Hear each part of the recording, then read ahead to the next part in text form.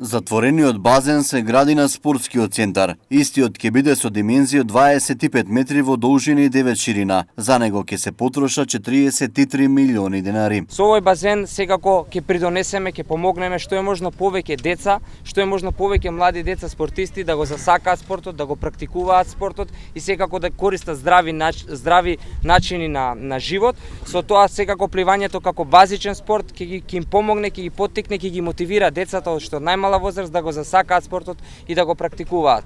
Рокот на изведба на овој проект ќе биде 18 месеци, но во разговор со изведувачите велат дека веќе и до крајот на оваа година ќе можеме да имаме пливачки базен кој што ќе биде во функција на граѓаните.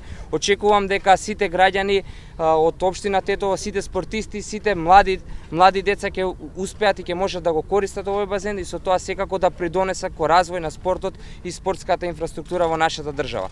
На поставувањето на камен темелникот присуствуваше техничкиот премиер Оливер Спасовски. Стартуваме со почетокот на градба во Тетово.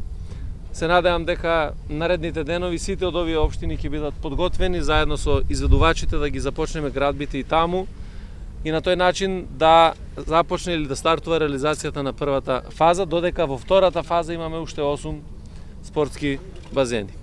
Затворениот базен е дел од проектот на владата на Македонија изградба на 14 затворени базени. Во првата фаза ќе се започне со градење на базени во Тетово, Кичево, Штип, Битола, Ѓорче Петров и Кисела Вода, а потоа во уште 8 општини.